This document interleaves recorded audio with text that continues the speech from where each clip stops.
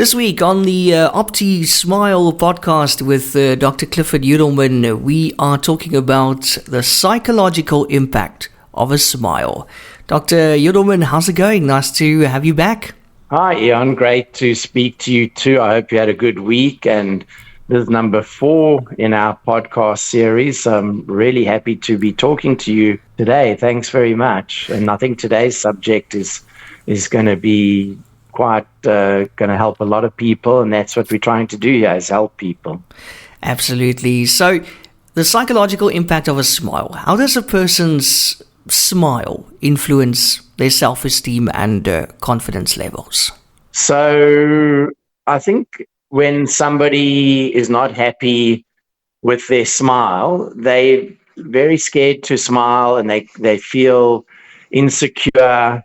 And, this whole selfie, people taking selfies, that's a sign of confidence, posting your selfie on Instagram and so on. And there's a lot of people out there that are very shy to smile, or when they do selfies, they purposely hide their teeth. And we've seen in the 40 years I've been practicing, is we get patients in and we're speaking to them as a new patient, and they're very shy and they're lacking confidence. Whatever it is that's bothering them is improved. Their whole personality seems to change, and they sort of come out of their shell. So in what ways can dental anxiety prevent individuals from achieving that desired smile? So it's a double-edged sword. So what we find is people that are very scared of the dentist from maybe a past negative experience, or maybe their parents put them off going to the dentist, or when they were a child, they had some teeth extracted and the dentist didn't care. And so they got very scared of the dentist, so they postponed dental treatment. And then in some cases, they just need a clean and a polish, but they're just so scared of the dentist that they avoid going to the dentist. And it's a bit of a vicious circle, and they don't smile, and they start feeling like nobody's smiling back at them. The old saying, smile and the world smiles back. But the opposite is also true. If you walk around looking grumpy all the time, everyone around you might be grumpy. And these days there's gentle dental approaches and sedation, oral sedation. One can even be sedated by an anesthetist in the practice, and generally people get through it very well. The first step is making an appointment to see the dentist, and then worrying, from there on. So I just quickly want to interject. I know that there's an online platform. They sell these plastic, I don't know if you call them, if you can call them veneers. But anyway, it's like a thing that you're supposed to clip on top of your teeth, and supposed to make you smile better. But the reviews I've read on that thing is just frightening. People say it falls off, it looks fake, it's too white, the other teeth are sticking out, all that kind of stuff. So people actually buy that. Can you believe this? Yes, and there's something which we can do a whole podcast on. Is there's this whole phenomenon in the UK of what's called turkey teeth, where people go off to Turkey and they get what they think is veneers done very inexpensively. And in fact, the dentists are filing their teeth down into little pegs, and they're coming back with professionally made, ridiculous teeth. And there's so many memes and videos. I have patients sending me things about that all the time. And, my thing is, in my book that I'm writing, is you don't have to go to Turkey to get turkey teeth. You can find someone in your own backyard to do terrible veneers. And in fact, we can do a whole podcast just on veneers and the difference between ceramic veneers and injection molded composite veneers and all the latest technology behind that. But having spoken to me a few times in the last month or so, I can go down a rabbit hole pretty quickly with that. But those things are ridiculous. Don't waste your money, even if it's only 100 Rand or 200 Rand. Just rather save up for a cleaning or going to see the dentist. Don't try those snap-on smiles. Oh, that was funny. Can you discuss, Doctor, the societal standards surrounding dental aesthetics and their impact on individuals? That's an excellent question. Thank you for asking that, Eon. So, society often associates a perfect smile with success and health. And that perception can pressure people to seek cosmetic dental treatment. But I have to say right there that people shouldn't focus so much on a perfect smile with being successful or healthy or attractive. There's a lot of pressure from the media and cultural norms that pushes people towards cosmetic dental treatment. And in many cases, people are quite happy with their smile to start off with until this pressure is put upon them where they see, Kardashians or whoever go off and get these very white, perfectly white, straight teeth that look in many cases just as ridiculous as those clip-on smiles and so on. And, sometimes when you see a model, I forget, there were some actresses back in the day, I think it was Lauren Hutton, some of them had a little gap in their front teeth and it was considered sexy, and everybody used to come in and they wanted a gap in their front teeth, so society does play a big role in that. And I think young people especially they're kind of duped into thinking that perfectly straight teeth or perfectly white teeth is the way to go. But, we focus on health and function. We talk people away from purely cosmetic for cosmetic's sake, especially if it involves anything destructive to the teeth. And also non-conforming smiles can still be attractive, but in a lot of cases, it leads to reduced self-esteem and anxiety. And, one thing I'm very careful of on my Instagram and my Facebook and my website is I'm not one for posting before and afters of patients who had an aesthetic concern and then went and got it fixed and what they look like afterwards, because I think it puts a lot of pressure on other people. I have an issue with before and afters. It's my own personal take on it, and I know a lot of dentists disagree with me, and people like to see those before and afters, and they look at a before where someone's maybe got a particular situation that looks like theirs, and then they start self-diagnosing. And of course, the people that do those before and afters, most of the time, they're just selling maybe a slightly better version of turkey teeth. They're drilling the teeth down and they're putting veneers on there. And I think we'll get into that later in another podcast, is how you can actually straighten teeth without doing veneers. So let's not forget Madonna's gap. That was also a massive thing. I think especially in the 80s. Oh, yeah. I personally, I've got a big gap between my front teeth, and patients sometimes say, well, why don't you get Invisalign? It's like, well, do I look like I'm lacking in self-esteem or confidence? Put my smile everywhere. I love my gap. And so I like that. I want to start a hashtag love your selfie, and not trying to push everybody to get perfect teeth. But, one thing is we do see people who have set high standards for themselves, or their teeth maybe are particularly non-conforming or very crooked or brown or yellow, and or they've got one particular tooth that they bumped when they were young and it looks really bad, or it wasn't fixed properly. And we've seen enormous, changes, which we can talk about as well.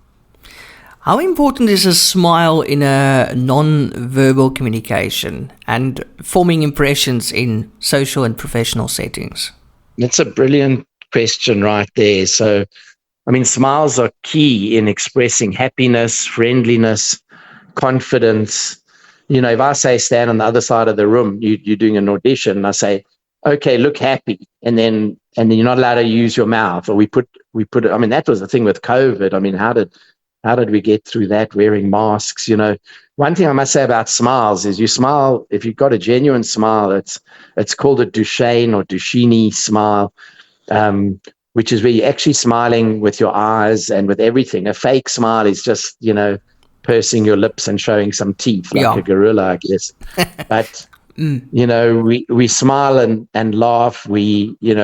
If you in a pub or a bar or at a restaurant and you look up and there's someone right across the way, that can be on the other side of the room, and they just sort of throw a little smile and you see their teeth, sometimes it just makes your heart skip a beat. It shows friendliness, confidence. If someone smiles or you smile at someone and they smile back with confidence, you might go up and say, "Where do I know you from?" Or, I'm married. It's not like I've done that in a long time, but I see that. I like to sit and watch. I people watch. I go to Kauai here in the Point Mall in Sea Point, and you see a lot of people, strangers, looking at each other and sometimes smiling and so on. And if you're shy or you don't like your smile, I think it can affect you. If you're going to an interview and you're not smiling, or if you got anxiety about your appearance, you're not going to be willing to smile freely. And I think there's not even so much about how it looks, what you think. It's what you think of your own smile. And for someone listening, I think no matter how bad you think your smile is, I think just try to smile. If someone smiles at you, smile back. I think on our Valentine's Day one, I tried to give some sort of psychological advice, or if you got one particularly dark tooth, make an appointment with a dentist. No matter how scared you are, just do something to give you back your confidence. I mean, I say at OptiSmile, we optimize your health and we enable you to smile with confidence. We don't say, "Come and see us and we'll give you perfectly white, straight teeth." It's about your confidence. I like that. That's a very good answer. So, Dr. Yudelman, what psychological benefits do patients experience after cosmetic dental procedures? I mean, that's amazing, because that's one thing that helps us to love our dentistry. I think all dentists can be or are cosmetic dentists, unless they're still putting in silver fillings, in which case then people are coming in because they have a cavity and it's a needs-based thing. But these days, a lot of dentists will offer white fillings instead of silver fillings. And, if you've got an old filling in your front tooth and it's gone brown, it's quite simple for a dentist to now, with the new materials, just to change that filling and put one that matches your own teeth. Or if you've got teeth that are yellow, you can do inexpensive teeth whitening using dental trays. We'll cover some of the actual techniques in further podcasts, but every day we see people just a simple cleaning. They've got a lot of stain on their teeth. They've given up smoking, and we polish their teeth, and they look in the mirror and they jumping around and they walk up front and they're showing the receptionist. And someone who maybe hasn't smiled in months or years, just a simple cleaning can change their whole personality. It's amazing. And then obviously you get people who are very introvert, purely because of what we've discussed earlier on. And when they do eventually get their teeth straightened, say they get Invisalign, sometimes Invisalign is only about 20 aligners. And at the end of 20 weeks, never mind 20 weeks, we see people come back halfway through their Invisalign, and it's like you're meeting a new person. They've done their hair, they're wearing makeup, they're wearing lipstick, they're smiling, before they even walk in the door. It's just, sometimes I can't believe that that's what we're actually doing for people. That's a very important job you're doing there, Doc. How do you think, how can dental professionals create a more comfortable and reassuring environment for patients with dental anxiety? So, I mean, you use the word environment, which, something that I feel very strongly about. If you walk into a dental practice, generally you're there, it's elective unless you're in pain, and then you don't really care what the place looks like. But, if you go to some dark, dingy spa for a massage, the trust factor isn't there. You're not sure, what's behind that door, what kind of massage you're going to get. But if you go to a fancy spa and there's water running and a bubbling brook and people are wearing nice uniforms and they got nice appearance and they're nice and clean, the actual environment should be calming. And in our case, we're overlooking the ocean and we've got these floor to ceiling windows and lots of glass everywhere. And the environment itself should be calming. And then being open in your communications about your fears and concerns. And also the dentist should, provide detailed explanations. Sometimes patients are like, the more nervous they are, they're like, "No, I don't want to know." And those are the patients that that really should know everything. By demystifying the experience, you can make it much easier. And there's a lot of technical things we can do to make the visit more pleasant. We have special machines for numbing that most patients. Yesterday, for instance, I had a youngster. She's 17. She's got perfect teeth, except one tooth had a huge hole in it. A dentist, when she was younger, had done a dental sealant, and she went to the orthodontist, and the orthodontist said, "Oh, you've got a cavity there." On the x-ray, there was a huge cavity, and she's never had an injection before. And we used topical anesthetic, and we used a special machine called the wand. And she said, "Are you going to give me an injection? Have you got a syringe? Have you got a needle?" I said, "I'm going to use a special machine to numb you." And it's got a little tube that comes out of it, and it does have a needle, but it's sort of, you hold it in your hand, the patient, we don't wave it in front of them. And she didn't realize that she'd even had a needle. And I'm not lying here. I said to her afterwards, on a scale of 1 to 10, if 10 is agony and 0 is nothing, what did you feel? And she said, "I felt a 0. And 90% of the time, that's the case. If someone's very anxious and they've worked themselves up and they're not taking a sedative, they might say, "Oh, I felt it as a 1." But, when someone says 0, a 0 is a 0, and that's what we aim for. Yeah, speaking about sedation, again, we could probably do a whole thing just on sedation and so on.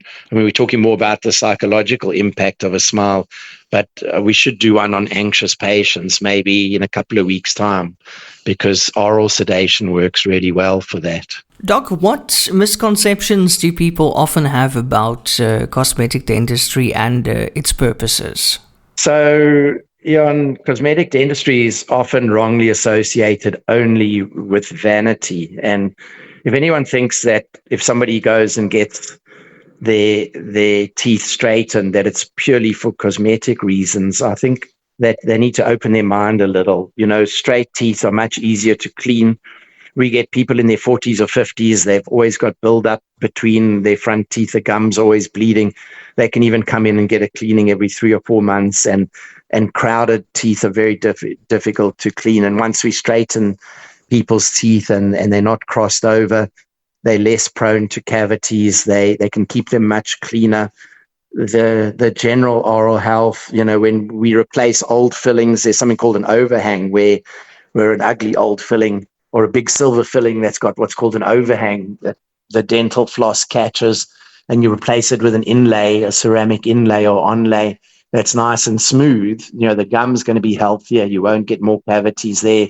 It happens to be an aesthetic treatment, but there's a lot of health benefits to the aesthetic treatment as well. So I think that's a big misconception. And we've already spoken about the psychological impact of fixing something that reduces your self-esteem. So it's not about going off to Turkey or buying some clip-on veneers.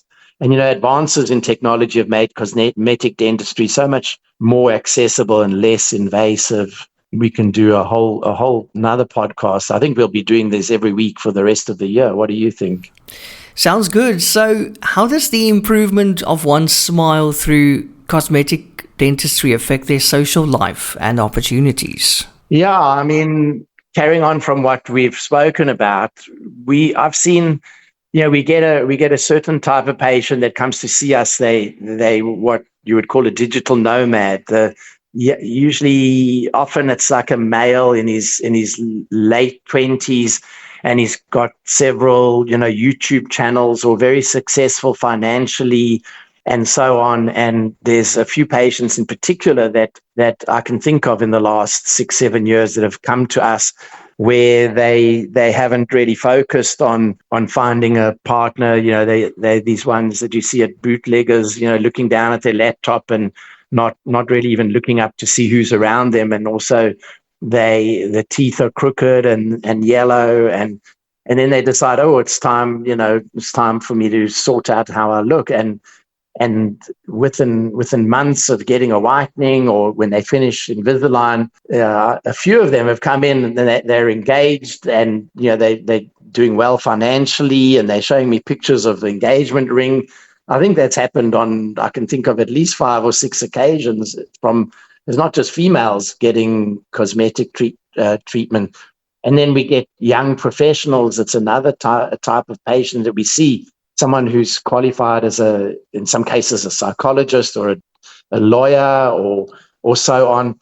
And now they're out and they're too scared to put their profile picture on LinkedIn. They've just finished their studies. They're out looking for jobs. And the first thing they do is come and sort out their smile to where they're more confident. And it really boosts their they go out and they interview and they're smiling. And if you smile in an interview, you've got at least an extra 50% chance of getting that job than if you're grumpy or you're shy. What advice would you give to somebody who's hesitant about cosmetic dental treatment due to fear of judgment or anxiety? So I think one should do your research and try and find a dentist who's got experience. I think a younger dentist, there's nothing wrong with younger dentists. If you need a few fillings, you know what you want. If cost is a concern and you have to go somewhere because that's where your medical aid sends you. But if you're scared or you've got anxiety or you specifically want cosmetic treatment, I think you need to ask your friends. You can look at Google reviews. I think you have to be careful when you look at Google reviews. It's not about how many reviews someone has, but I would read through, and now Google actually classifies the reviews. You can click, it's actually categorizes them, and I would say read through as many as you need to and judge to see if they look genuine, and you want to actually find a dentist who's empathetic to what it is. You're not just looking for the best cosmetic dentist. What you're looking for is someone to assist you with your problems, and that you can discuss your fears and your expectations, and also to focus on long-term benefits of the treatment, both your health, your psychological health, and your aesthetics. And perhaps if it's not a treatment that you can afford right now, at least to have a sort of an on-ramp to know where you're headed in the next year or 2 years, and to someone that's going to work with you and not just going to push you towards getting the most expensive treatment, that, focusing on their own wants or desires or what they want to do on you, as opposed to what you're looking for yourself. And finally, how significant is the patient-dentist relationship in overcoming dental anxiety and enhancing the treatment experience? Well, that's an excellent question going on from the last one. And so once you've found a dentist, I would say if you don't feel comfortable, you don't trust the dentist, it doesn't feel right, and the communication is not there, I would say, get your x-rays, your photos, and, again, some dentists may not like what I'm saying. Go and get a second opinion, ask around, maybe try and find another dentist. Maybe they don't have as many reviews, but they seem to be more focused on what we've spoken about already. I think, when it comes to trust, I just actually gave some lectures to other dentists. There were 70 dentists in Joburg that I spoke to. A lot of the talk was about AI and dentistry, but I covered half the talk was about trust, about being credible, not making things up, about being reliable, not moving people's appointments around and messing people around. And that goes both ways. If you make appointments with a dentist and you chicken out at the last minute, if you're going to chicken out, at least give 24 to 48 hours notice or discuss it. Give the dentist a call. Dentist should always call you back, or in our case, we give our patients a WhatsApp number. Patients can WhatsApp anytime. If I'm asleep, they'll get an answer in the morning. But we've got emergency numbers to actually phone. But you need to be able to, it's a long-term relationship. You don't just get something done and then it's over. And so communication and trust is very important. And like I said before, they should have your best interest at heart, not their own. And a supportive dentist can significantly ease the process and improve your outcomes. And also, every time you have a positive dental experience, it reduces future anxiety. I think that's the main thing. You need to, if you go, no matter how good you think the dentist is, if you don't enjoy going there, go somewhere else. And that would probably be my main point for today. Find someone you can work with. Fantastic. Dr. Yudelman, thank you so much as always. And how do we get in touch with you? So we can put some links in the podcast notes, or it's great. These podcasts are now going also on Google, on Spotify, on YouTube, and so it's quite easy to find them or share them with your friends. And Apple. Apple podcasts as well. Yes, thanks for that. And also, you could just go optismile.co.za. Everything you need to know is on there. The phone number's there. You can click to WhatsApp. We're on the WhatsApp all the time. You can even book online directly if you want to book, and you can book a free video consultation with myself or one of my other dentists. We work as a team. There's a whole lot of us here. We each have our own favorite specialties, and we work as a team. When you come to OptiSmile, you don't just get one dentist. We keep an eye on each other. We have meetings with each other weekly to discuss more intricate cases, and we always, worried about the best outcome for our patients. And that's another edition of our podcast with OptiSmile's Dr. Clifford Yudelman. Thank you so much for your time and your advice. And next week we'll be talking about transforming lives through cosmetic dentistry. That's going to be very interesting as well. So make sure you don't miss it. Dr. Yudelman, enjoy the rest of your day. Thank you. And I'll speak to you next week. Thank you.